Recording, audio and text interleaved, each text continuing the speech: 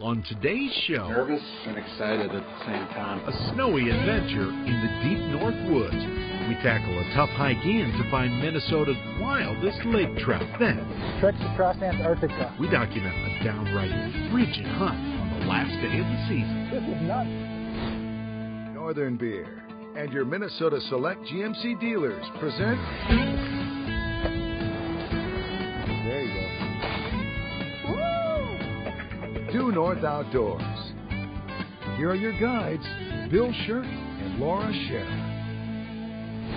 Welcome to the show. We're glad you tracked us down due north. Today we tackle a little snow, cold, and wind, all in favor of a little winter fun.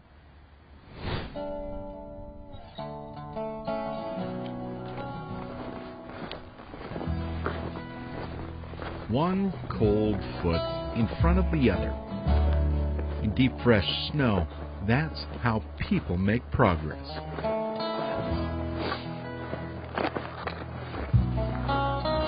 Slowly, so slowly, civilization disappears as four explorers cross into Minnesota's boundary waters.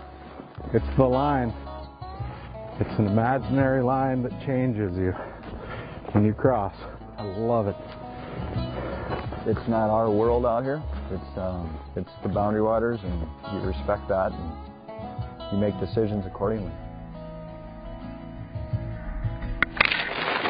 This great adventure started 12 hours earlier back at Andy Aaron's shop. Tuscarora Outfitters, right off the snowy Gunflint Trail. Down in the basement, we've prepped for our winter trek. Ideally, we'll try to get it all in the sleds. Love it. See, Andy owns Tuscarora, a Boundary Waters canoe outfitting business. He understands the science behind camping, especially the technical winter gig. It turns me on. It gets me fired up for the next season. Our entire stash will tuck away into 4 gear sleds. They're called Polks. I was trying to preserve some space. Look at that. Still got rods. Each, fully loaded, weighs between 80 and 100 pounds. Nervous and excited at the same time. But the nerves go quickly out the door, just as we do, half an hour before sunup. We'll head across Missing Link, come around, and then do the Tuscarora portage. Slowly, we leave Tuscarora behind and head west. We've got 5 miles ahead to reach Tuscarora Lake.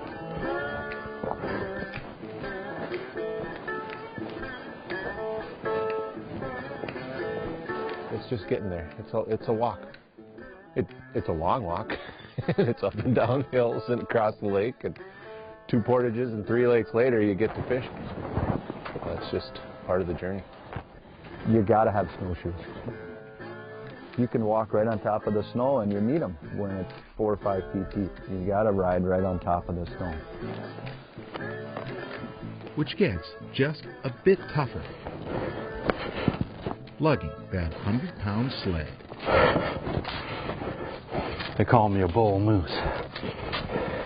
All the beauty around you, just kind of forget about the pain you might be going through. Slow go. Actually, this is where the poles really wouldn't help, though. Is the sled first method? Safe.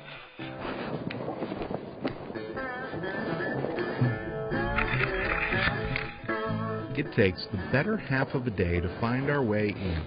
It's some work, but once you're heading towards your goal, and it's on the horizon when you're ready. Once you get here, it's definitely worth it.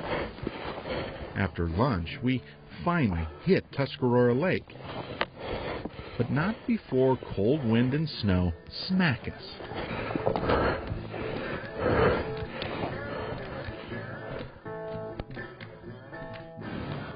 We're here! This is home. Some folks came in front of us here and built some quincies that some of us will use, but we'll set up one tent. And we'll get some firewood collected, and then we'll start fishing. Winter camping isn't really a hobby. It's more a lifestyle, and for sure, a mindset. That's a luxury. This is like your sofa and big screen TV at home. The guys plan to sleep in a fancy snow trekker winter tent. Doth not stomp right, doth not sleep right. We stomp out a spot and set up.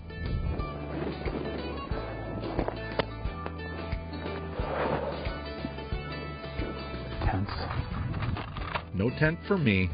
I've got other plans. This is so awesome. We go through all the trouble to get out here. All in those heavy winter tents, and look, Quincy's or snow caves. I think I'm staying here tonight. Love it. Oh, look at this one. Designed perfectly. It's up. You have to crawl in and up so all the cold air sinks down and out. I love it. I'm home.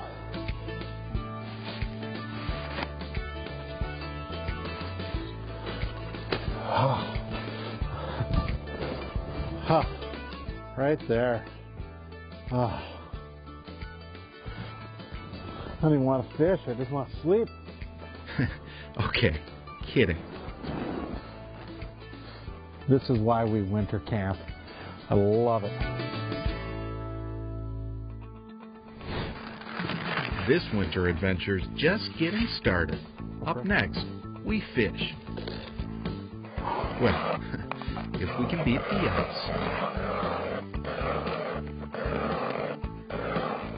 Due North Outdoors is brought to you by Joe's Sporting Goods, Strike Master, Aluma Trailers, and by Radco.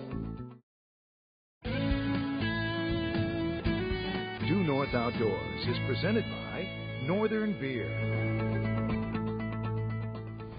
Today we explore the world of winter camping. One key piece are the sleds campers pull gear on. The classic? It's the toboggan. In winter camp, you can count on exactly one thing. Winter camp, there's always something to keep you warm. It's called work. See what I mean? The work never ends, which is kind of the point. It's just what you do. Toasty. Like I said, there's always something to keep you warm when you're camping.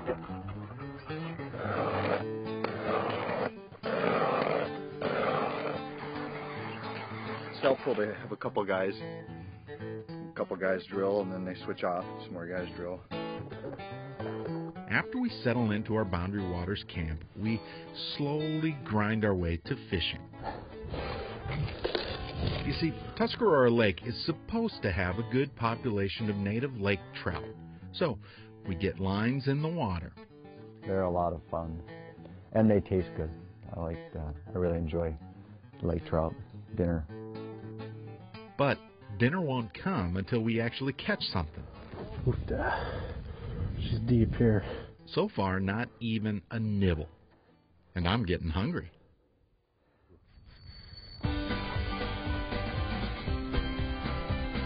Got my drag set wave.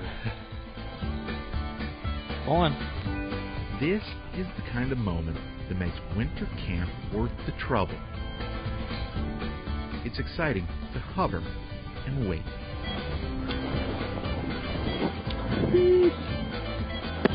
Way to go, Bobby. You're the man. You're the man. Bob wins that first fish bet. That's the bad news. I wonder if they'll take a check. The good, we now have dinner. Just the middle head. Like that, Bobby Jackson. Bob's hot hand goes cold. Gone. No. Oh. You get him again.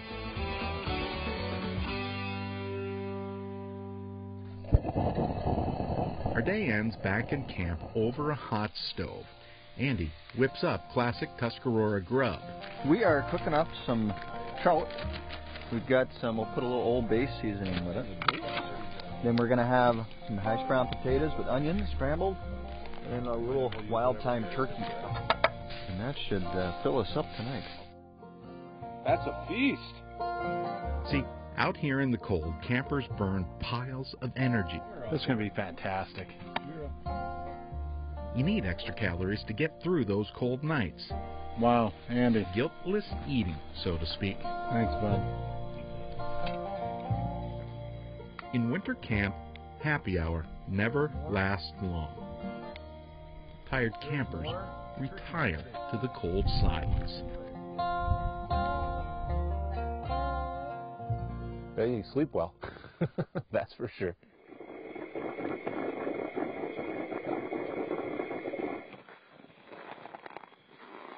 I've been waiting 10 hours for this. Next brisk morning, There we go. The mug was so cold, it's like cracking.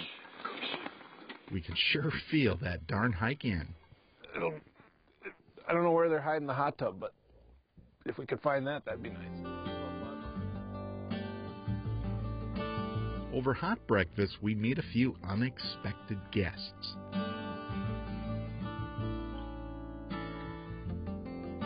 It's fun. It's here. There's no bugs this time of year up here. And if you visit, you'll realize you have the world to yourself. It's just so white and it's just so clean. Winter can be very fun. Maybe that's the real reason we do this.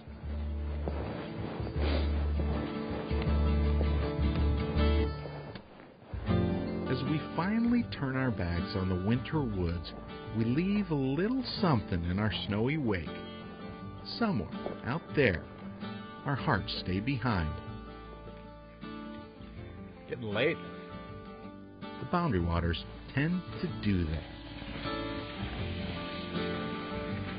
At least to folks brave enough to try winter BWCA style. It's an experience, for sure. Still ahead, we tackle trout fishing in the dead of winter and the coldest of all pheasant hunts. My hand's supposed to be that color? Due North Outdoors is brought to you by Otter Outdoors, Aquaview Underwater Cameras, and by Northland Tackle. Check your compass. It's time for the Due North Road Trip. Brought to you by McCarthy Buick GMC in Coon Rapids. Okay, so winter fishing rarely looks like this. But hey, don't forget, you get a chance to wade much of the winter in Minnesota. See, the state opens a winter stream trout season every New Year's Day. Anglers have from January 1st to March 31st to access roughly 3 dozen streams in southeastern Minnesota. Now keep in mind, the special fishing season comes with a few special rules. You must use barbless hooks, although you can use live bait, and you need to immediately release all the trout you catch. The fish slow down a bit in cold water, so stick to slow presentations. Now, insulated waders, a warm hat, and a change of gloves are a good idea. Oh, and don't forget your Minnesota Trout Regs book. It'll show you exactly what sections of each stream are open to winter fishing. Good luck out there. Just don't forget your warm clothes. Today's Due North Insider is presented by Rapid Marine. Hi, I'm Chip Leer. If you ice fish like I do, you've been out there on times that the fish are super deep, especially middle of the winter. Bluegills, crappies, perch, love to use that basin. And we need a small presentation to trigger these fish in the middle of the winter. The challenge is the small lures. Dropping those lures to those depths can take quite a bit of time, and it gets a little frustrating, especially during a hot bite. One trick that will help attract fish and trigger more fish in the winter is by tying your small lure, your small presentation, below an attracting spoon, making your own little homemade dropper rig. What I've done here is take the hooks off a buckshot rattle spoon. So it's got the rattle, the flash, the noise, the vibration, everything that's going to call the fish to you. But when the fish gets there, right below it, on about a 10-inch piece of small monofilament, we've got a Brose bloodworm. So you've got the small presentation below the attracting quality of that spoon to help trigger those fish. Call them in, trigger them to bite. Put this to work the next time you find those fish of your desires in deep water. Straight ahead, a snowshoe hunt to remember. Want to see how cold it is?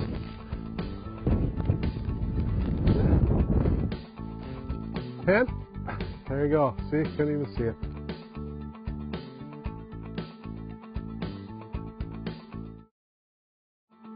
Check your compass. It's time for the Due North Classic. Okay, you better bundle up for this next story. Last year, we decided to hunt the very last day of Minnesota's hunting season. And to be honest, we kind of took a beating.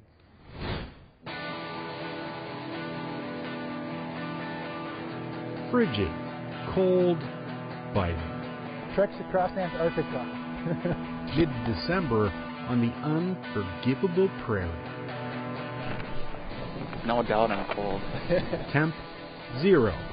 Wind northwest at 15. Wind chill, well, let's just say it's cold enough that it hurts. As long as the trigger finger works. For a while. Yeah.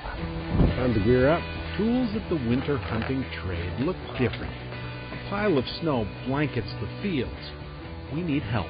You're just able to go a lot longer with the snowshoes on. And Yeah, why don't you go in the far one a little bit? That's PF member John Miley. And behind the mask, Anthony Hauk. I can't tell if you're smiling or crying. The three of us face the cold wind and trudge off into 100 or so acres up in central Minnesota. This is nuts. I have a feeling they're all going to be sitting in the warm cover today. It's like walking through habitat even when there's no habitat. you know, it's the late season, subarctic temperatures. The wind is like a bandsaw at your face, but there's an odd sense of satisfaction when you're out here. Maybe because we're sort of beating Mother Nature at her own game. Well, maybe not. Rooster! Rooster! Can't say we're beating the birds. See our problem? Right there. More birds. It's the definition of late season hunting. You'll see a lot of birds at a distance. They've been hunted for 2 to 3 months, and you know, we're not the only predator after them. And that means they move way out ahead of us and way out of range. Maybe it's our not-so-stealthy snowshoes.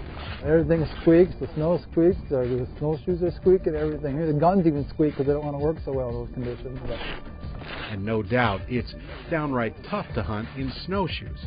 Just watch. the rooster gets up and you're getting on him, getting on, all of a sudden your feet don't move, you're planted.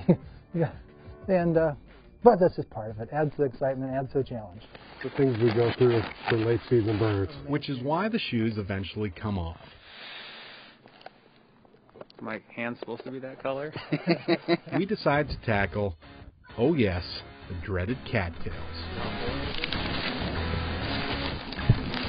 Just hope the bodies have to move around in there a little bit. Ah, frozen habitat, head deep. They're thick, deep, snowy, tough. The strip of cattails is about 700 yards long.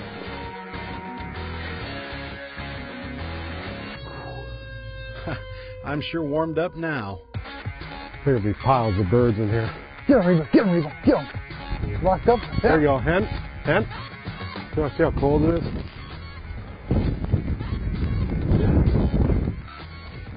Hen. There you go. See, couldn't even see it. The good news, Oh.